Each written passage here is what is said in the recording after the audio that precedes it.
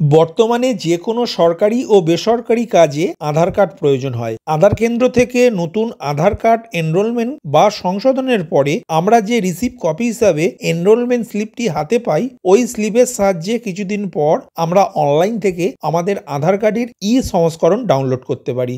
আজকের আপডেটে আধার card download করার ইন্টারফেসে কি পরিবর্তন এসেছে সেই নিয়ে আলোচনা করলাম।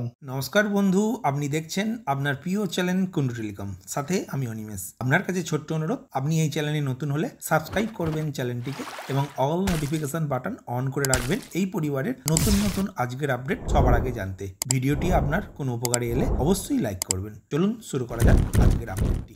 আধার সংক্রান্ত যাবতীয় কাজ পরিচালনা করে ভারত সরকারের একটি স্বতন্ত্র সংস্থা unique identification authority of India, যা সংক্ষেপে আমাদের কাছে UIDAI নামে অধিক পরিচিত। যে কোনো ভারতবাসী আধারে নিজের নাম নথিভুক্ত করতে পারেন। বর্তমানে আধারে নতুন এনরোল করার জন্য আধার সেন্টারে বা রাষ্ট্রায়ত্ত ব্যাংকের বিভিন্ন শাখায় যেতে হয়। নতুন এনরোলমেন্ট বা নিজের কাছে থাকা আধার কার্ডের কোনো তথ্যের ভুল সংশোধন করার পরে রিসিভ কপি হিসাবে একটি এনরোলমেন্ট স্লিপ প্রদান করে ওই আধার সেন্টার বা ব্যাংকের শাখার আধার অপারেটর। এখন আপনার স্ক্রিনে এনরোলমেন্ট স্লিপের একটি ডেমো কপি দেখতে পাচ্ছেন। এনরোলমেন্ট স্লিপের একেবারে উপরে বাম দিকে এবং 14 সংখ্যার একটি এনরোলমেন্ট নাম্বার লেখা থাকে এবং ডান দিকে এনরোলমেন্ট করার তারিখ ও সময় লেখা থাকে, যেটি 14 সংখ্যার হয়। এই 14 সংখ্যার এনরোলমেন্ট নাম্বার এবং 14 সংখ্যার ডেট অ্যান্ড টাইম নিয়ে তৈরি হয় একটি অনন্য 28 সংখ্যার এনরোলমেন্ট আইডি বা EID। এই এনরোলমেন্ট নাম্বারটি মাই আধার ওয়েবসাইটের এন্টার এনরোলমেন্ট ঘরে এবং স্ক্রিনে দেওয়া ক্যাপচা কোডটি এন্টার ক্যাপচা কোড ঘরে লিখে সাবমিট বাটনে ক্লিক করলে আধার কার্ডের সাথে যুক্ত থাকা মোবাইলে একটি 6 সংখ্যার OTP আসতো।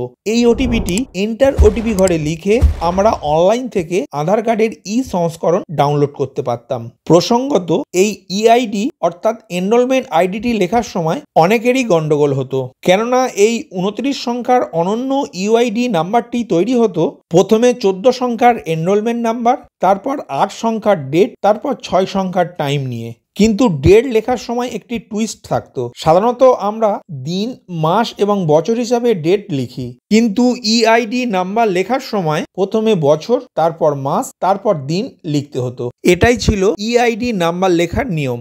বর্তমানে এই সমস্যা থেকে মুক্তি দিয়েছে আধার কর্তৃপক্ষ। এখন আধার ডাউনলোড করার ইন্টারফেস পরিবর্তন করেছে আধার কর্তৃপক্ষ।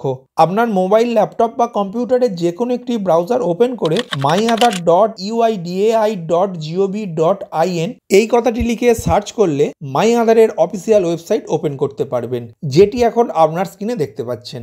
এখন এই ওয়েবসাইট থেকে আধার কার্ড ডাউনলোড করার জন্য ডাউনলোড আধার অপশানে ক্লিক করবেন। ক্লিক করার সাথে সাথে পরের পেজ ওপেন হবে, যেখানে আধার নাম্বার বা এনরোলমেন্ট আইডি নাম্বার বা ভার্চুয়াল আইডি নাম্বার, এই তিনটি নাম্বারের মধ্যে যে কোনো একটিকে সিলেক্ট করে আপনার আধার কার্ডের সংস্করণ ডাউনলোড করতে পারবেন। যেহেতু এই ভিডিওতে এনরোলমেন্ট আইডি নাম্বার দ্বারা আধার কার্ড ডাউনলোড করার জন্য কি পরিবর্তন এসেছে সেটি দেখাবো, তাই এখন এনরোলমেন্ট আইডি নাম্বার অপশনটি চুজ করব।